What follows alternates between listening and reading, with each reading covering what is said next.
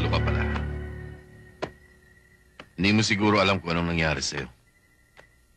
Maswerte ka. Hindi ka napuruhan. Mga tauhan ko, ano nangyari sa kanila? Magkape muna tayo. Ilang tauhan mo ang napatay sa sagupaan. Ang ibang marahil ay nakabalik sa inyong kampo. At sa maniwala ka't sa hindi, Sargento, hindi kami at tumambang sa inyo. Anong ibig mong sabihin?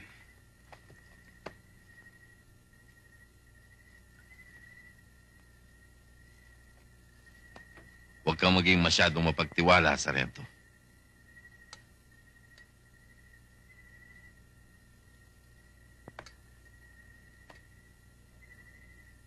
Matanong kita, Sargento. Malalim ang pagkakapasok ninyo sa bundok na ito. Kami ba ang hinahanap ninyo? Kung ikaw si Halim, oo. Dahil ba sa nangyari sa Pulong Bato?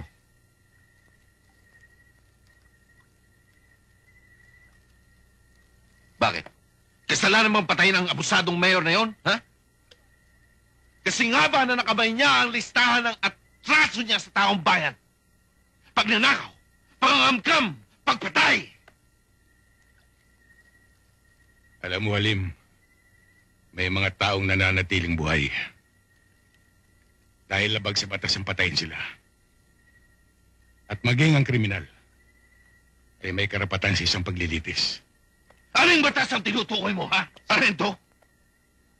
Ang mga batas na dapat ay mga laga sa karapatan naming mahihirap. Ngunit sa halip ay kinakasangkapan upang lalo kami mapagsamantalahan. Parang dahil si Galit. Anong sinasabi mo, Sargento? Naisip ko lang, hindi ba galit ang pumapatay sa liwanag ng ating pag-iisip?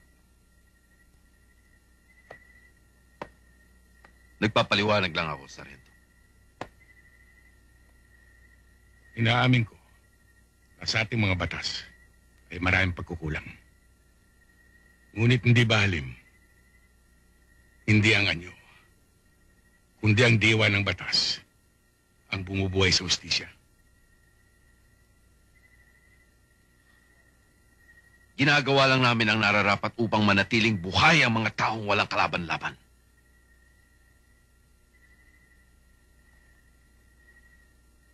Halim, hindi lahat ng taong nakikipaglaban ay pawang magigiting at dapat hangaan. Dapat munang pag-aralan bago palakpakan.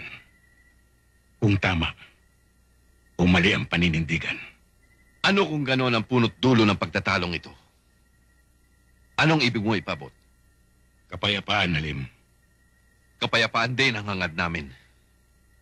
Dahil dito sisibol ang aming kalayaan. Pareho kaya sa tinutukoy mong kapayapaan ang gusto rin naming makamtan? Pareho, Halim. Dahil hindi tayo nagmamay-ari ng kinabukasan, kundi ang ating mga anak. Kaya kinakailangan umagos ang dugo, di ba, Sargento? Para makamit natin ang sinasabi mo. Kung kinakailangan umagos ang dugo, bakit ang hindi? Kung ang kapayapaan makakamit natin, ay makatarungan at panghabang panahon. Hanggang saan mo kaya, Sargento?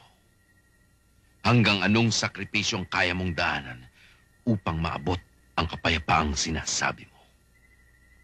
Kahit butas ng karayom, papasukin ko. Hindi madali ang sinasabi mo. Alam ko. Kaya dapat matuto tayong mamuhay bilang magkakapatid. O sama-sama tayong mamatay na parang mga hangal.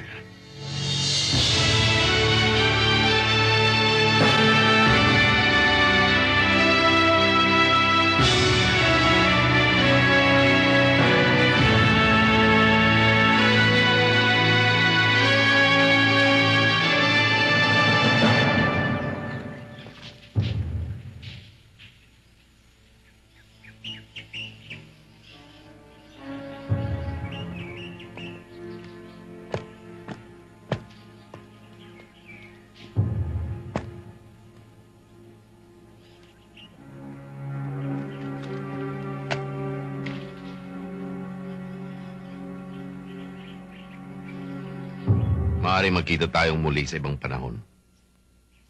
O dili kaya sa isang sagupaan. Maaaring ang isa sa ating mamatay. O kapwa tayong malagas. Kaya walang panahon na dapat aksayahin. Para manatiling tubig ang nakaimbak sa diking ito.